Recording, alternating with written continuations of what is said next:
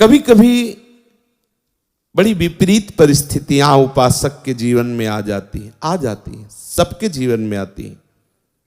खुद अनुभव होता है, भजन में मन नहीं लग रहा, विकार अपने आप हमें आकर्षित कर रहे हैं, न मन साथ दे रहा है न तन साथ दे रहा है।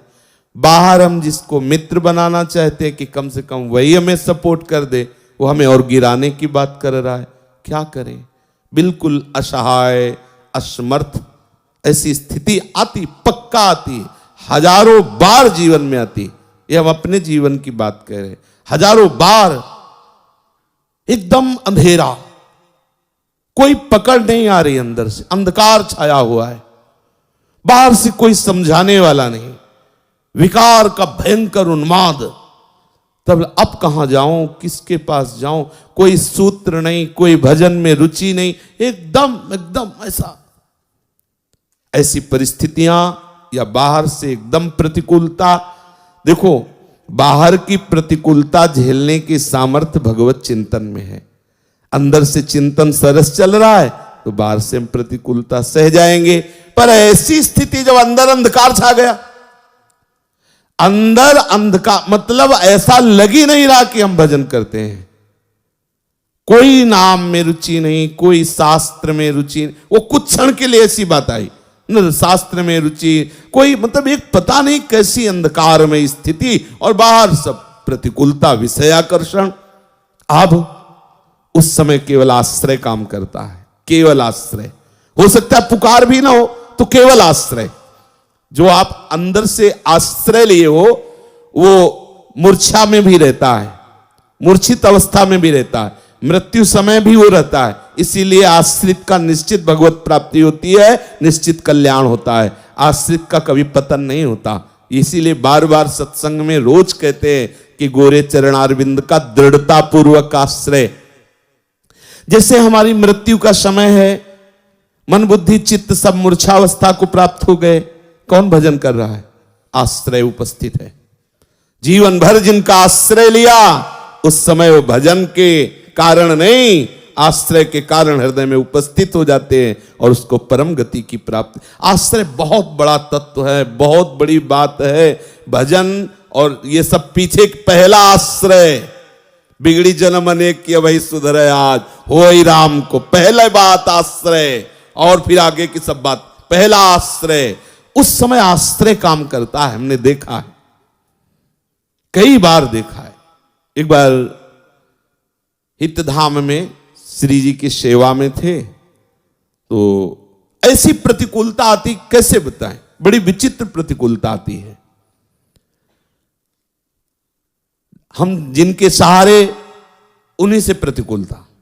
जैसे मेघ की बात आई ना, उन्हीं से, ऐसा नहीं, हटो चलो, अब इधर हटो, अभी इधर हट गया, इधर भी हटा। अब वो जो सरस चिंतन हो, अब कैसे जिए? श्री जी के पात्र मार्जन किए थे श्रृंगार करने के लिए, स्नान कराने के लिए। बस श्री जी की तरफ, यही श्री जी इनकी तरफ देखा, बड़ी गुस्सा आई। रोज इत्र लगाओ, रोज भोग लगाओ, या दुर्दशा हो ही जा रही, और आप ना उधर से ना, अरे कम से कम इतना तो चाहते हैं ना कि जिनके हम सहारे हैं वो मुस्कुरा दे। इतना भी नहीं चाहना, अगर इतना चाहोगे तो गड़बड़ हो जाएगा। बड़ा विचित्र खेल है। देखो, मन में इतना है, जैसे कोई दौड़ रहा है, चढ़ाई चढ़ रहा है, तो उसको एक लगता है इतना तो कोई कह दे शाबाश, तब तसल्ली होती है। हाँ, और वो इतना दौड़ रहा है, इतना परेशान हो रहा है, ऊपर से उसे और डांट के कर दे सारे कायर, तो उसको कैसा लगेगा? लेकिन इस मार्ग में ऐसा ही दवाई होती है। अगर कहीं बड़ाई हो जाए तो समझ लेना कोई अपराध बन गया, पक्का समझ लेना। अगर गुरुजन, वैष्णवजन, संतजन तुम्हारी बड़ाई सभा में तुम्हारा सम्मान, तो अंदर से महसूस करो कोई अपराध बन गया, प्रभु किसी अहम वृत्ति का मुझे दंड दे रहे हैं। पक्का समझना, उस समय हर्षित मत होना कि बहुत बड़ा लाभ मिल गया, गुरुजी देखो सम्मान करवा। नहीं, गुरुजन जब प्यार करते हैं तो अहम का नाश करके पूर्ण दैन्यता प्रदान करते हैं। अंधकार छा गया, सेवा को रोक दिया, लेट गए, न भिक्षा मांगेंगे न किसी से बात करेंगे सब। उस सेवा प्रवृत्ति फिर उठे गुस्सा होते हुए श्री जी से। अब जल ऐसे तांबे के पात्र में रख के ऐसे श्री जी को स्नान, फिर गुस्सा आई, पूरा जल श्री जी के ऊपर, जैसे होली में नहीं ऐसे सब डाल दिया, नहा धो लो। उस समय तो मतलब बिल्कुल तन्मयता है, क्योंकि उनके सिवा हमारा कोई है नहीं।